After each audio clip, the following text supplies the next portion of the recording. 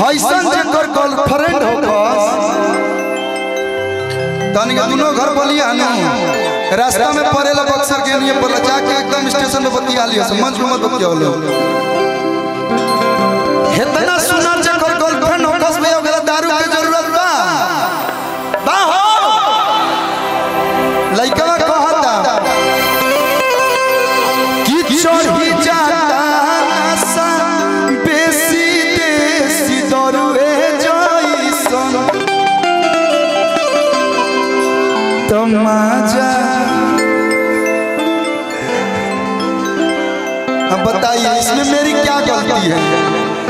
हम सोचतानी करो ठीक लागता उ सोचतारी हमरो ठीक लागता तो ये दोनों गर्लफ्रेंड बॉयफ्रेंड के वो क्या बोलते हैं उसको बोलते हैं जो रिलेशन मेंटेन रहता है अच्छे व्यवहार से ही होता है। हम प्यार करते हैं तो देखिए अच्छा लग रहा है कि चढ़ी जाता आशा बेसी देसी दरुए जइसन तमाचा दे बेलू कुमारे में मेहररुए जइसन हो कि जब रोशन के दुलारेलू हो जब प्रियंसुआ के दुलारेलू। अरे मेरा बाबा जब प्रियंसु बोले कि बाबा कहले इतना सुंदर लागेला हो जब प्रियंसुआ के दुलारेलू अरे कि दुलारुए जइसन हो दुलारुए जइसन तमाचा देलू कुमारे में हररुए जइसन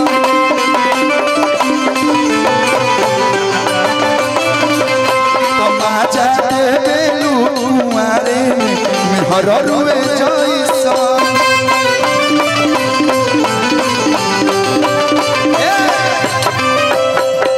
सुनर लड़की कतनो पसीना में भिजल रहो तब वो सुनर लागेले। हमनी के पसीना हो तो कहे से कितना मोहब्बत है लेकिन डिंपल जी के पसीना हो तनी मनी अगर केहू जीभ पर छिड़क ली बुझाई कोको कोला है। तू अभी पसीना है संग के चुआवा ना मोर लइका ये मस्ती मजाक था कि तहरा लागेला पसीना तेल करुआ जइसन हो तोहरा लागेला पसीना तेल करुए जइसन तमाचा देलू कुमारे में हररुए जइसन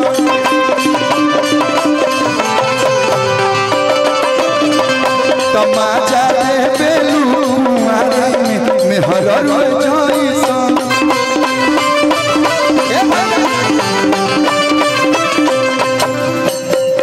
तो अपना राजा जी के दिलवा काहे तोड़े लुए।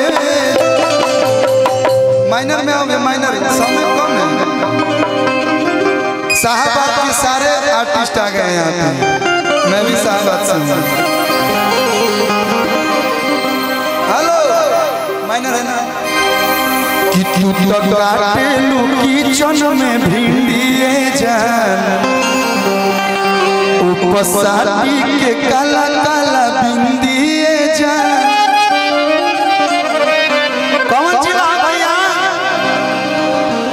छपरा ना छपरा जिला के होई रंगीला मैं हमारे छपरा के रंगीला भैया बड़े से एक गाना में भाव बा कि तू तो काटेलू किचन में भिंडिए जान उपसारी के काला काला बिंदिए जान मन तहरा पर जवा के गिल भइल बा बोल काका हम छपरा से किन दिए जान। अरे कि तो ना निकाल फटफटिया के चबिया ई तो लोग का लगी है तू जगत फौजी हो गई बड़ू। मैं कोई फौजी नहीं भैया का ठिकाना नहीं फौजी बन गई। ये तारा मन में गलती नहीं रहता है जा के हेलो बोलबो झूठ भौजी ना हो। कैसे भौजी हुई मैं? नाम था तुम गोरखपुर के।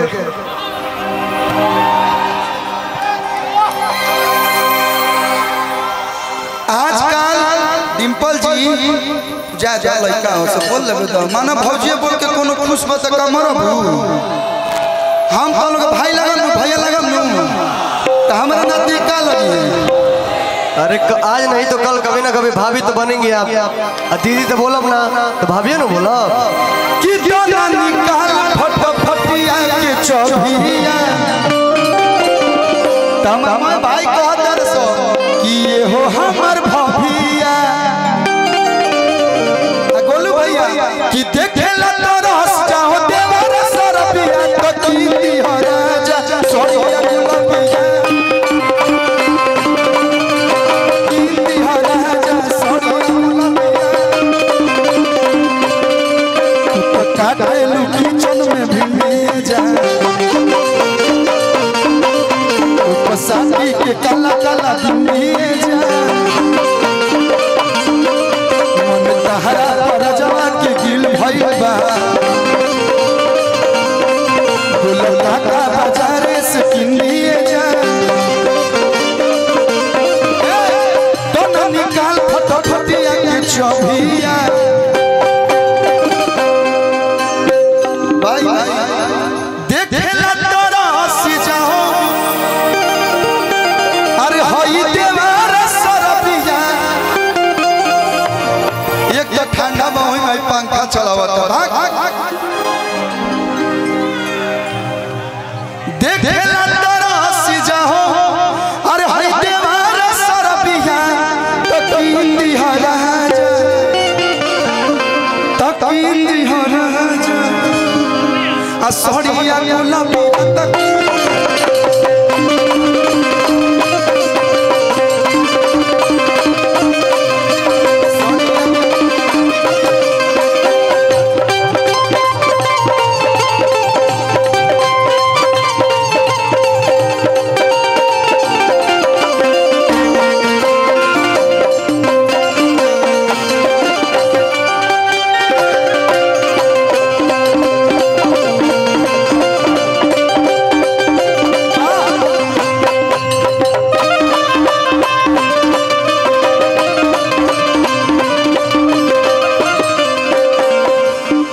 सही लगता रूपरिए जा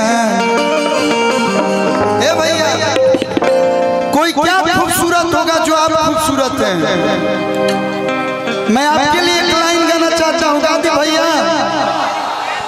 इनका नाम डिम्पल है। क्या है डिम्पल? मतलब होला जब हंसल तो गाल में गोड़ही होला ओकर के डिम्पल कहल जाला। लेकिन तारा गाल पे एक और खूबसूरत चीज बा जोना के नाम है तिल।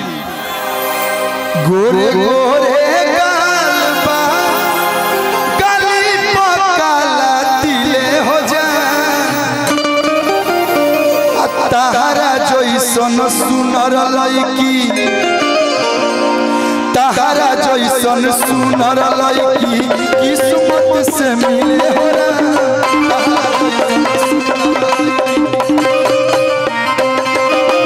तारा जइसन सुनर लईकी किस्मत से मिले हो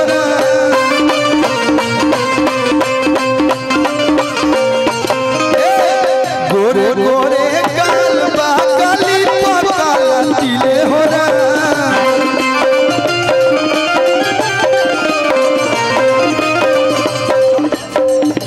गोरे गोरे गाल बा गली पकाला तिले हो। सबके किस्मत में आप जैसी सुंदर लड़की नहीं दिखी जो फैक्ट है। इनकर हस्बैंड स्पेशल हुई ना भैया भगवान एकदम संडे के दिन बनैले हुए हैं कि तारा जइसन सुंदर लड़की तारा जइसन सुंदर लड़की किस्मत से मिले हो जा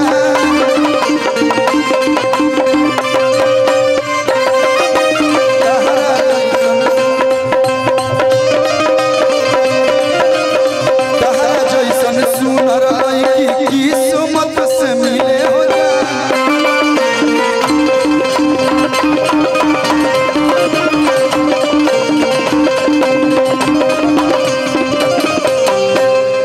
बहुत बहुत धन्यवाद, थैंक यू सो मच।